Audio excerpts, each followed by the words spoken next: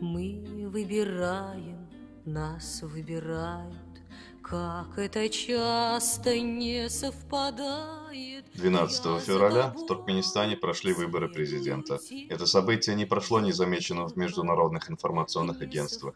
Мы подготовили для вас обзор самых интересных новостей от дня голосования и до конца февраля. Я привыкаю к несовпадениям.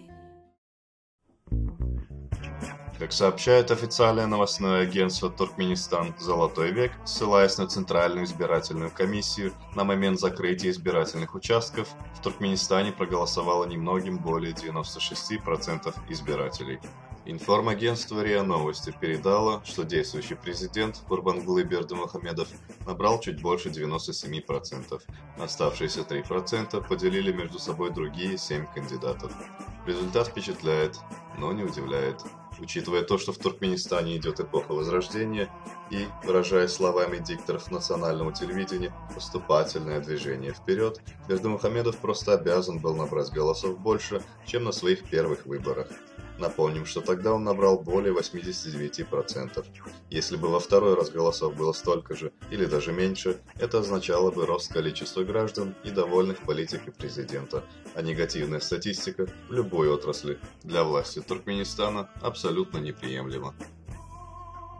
Туркменская инициатива по правам человека сообщила, что на многих участках один человек голосовал за всю семью.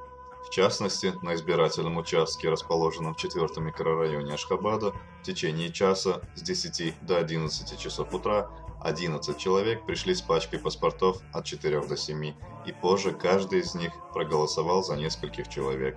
Как выяснилось, голосовали не только за членов семьи, но и за соседей, коллег по работе и друзей. Один за всех и всех за одного!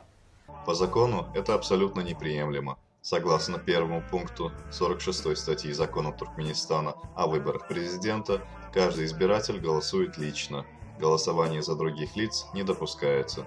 Члены участковой избирательной комиссии должны знать, что выдача гражданину избирательного бюллетеня, чтобы тот смог проголосовать за другого человека, карается штрафом. По информации туркменской инициативы, на избирательный участок номер 11 Ашхабада голосовать приехала мужская часть семейства Бердымухамедовых. Действующего президента сопровождали отец, сын и внук. Женская половина семьи почему-то отсутствовала, хотя женщины являются полноправными членами общества и также имеют полное право выбирать и быть избранными. He wanted the Commission to be the executive, and he wanted the Council of Ministers to be the Senate. No, no, no. Приехали Бердымухамедовы на белых «Жигулях» 6-й модели, а не на обыденном черном «Мерседесе», на котором Бердымухамедов ездит в быту. Подаренный французами раллийный болид отбор также не прошел. От ахалтекинского коня также решили отказаться, хотя смотрелось бы оно, наверное, вполне себе патриотично.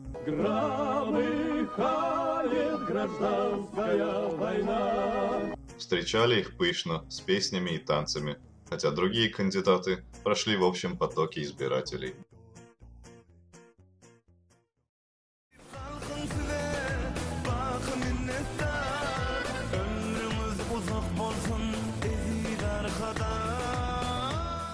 В газете «Нейтральный Туркменистан» от 18 февраля появилась новая увесистая ода Гюзель Шавлыевой, которая называется «Цари».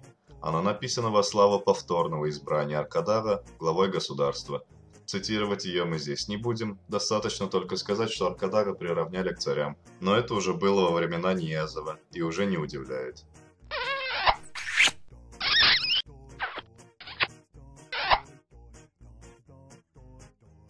Интернет-издание «Росбалт» опубликовало статью о том, что президентские выборы в Туркмении не были свободными и честными. Так считают в Госдепартаменте США. Войско взбунтовалось! Говорят, царь не настоящий! Представитель Госдепа отметила, что предвыборные условия не были равными и честными по отношению ко всем кандидатам. Решение ОБСЕ и ООН не направлять своих наблюдателей на выборы подчеркивает этот факт, приводит газета.ру слова дипломата. Представитель ведомства добавила, что парламент Туркмении недавно принял закон, допускающий регистрацию новых политических партий. Она отметила, что американские власти хотели бы видеть прогресс в этой области до парламентских выборов, которые пройдут в Туркмении в 2013 году.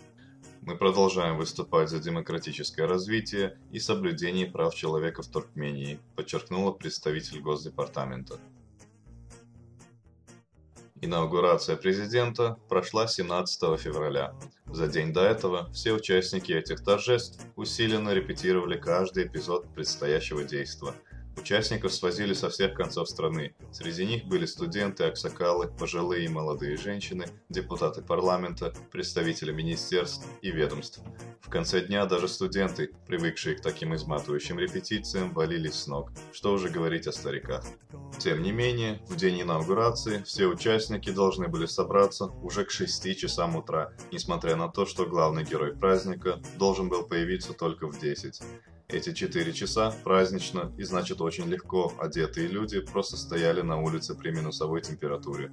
По окончании торжеств за выходящим из дворца президентом должны были выйти и все участники мероприятия, чтобы проводить его речевками «Аркадага Шохрат», что переводится как «Слава покровителю». Но еще внутри дворца у одного из проходов в обморок упал старик, а за ним упал другой, споткнувшись об него, и образовалась пробка. К счастью, давки не произошло. В обморок падали и пожилые женщины как во время репетиции, так и во время самих торжеств. На церемонии инаугурации присутствовали лишь представители посольств. Глав государств и представительств других стран не было. Как сообщает информационное агентство Regnum, поздравительные послания по этому случаю прислали также представители Китая, России, Японии, Армении и многих других государств, подчеркивают туркменские масс-медиа. Примечательно, что главы стран Запада пока не спешат поздравить туркменского лидера с его переизбранием на пост президента страны. В заключение хотелось бы отметить, что несмотря на либеральную риторику президента, демократических перемен в стране не наступило. На приглашение в качестве международных наблюдателей представителей таких международных организаций, как ООН и ОБСЕ, последняя ответила отказом. Представители ОБСЕ заявили, что не видят смысла в наблюдении за процессом, исход которого очевиден. Они оказались правы.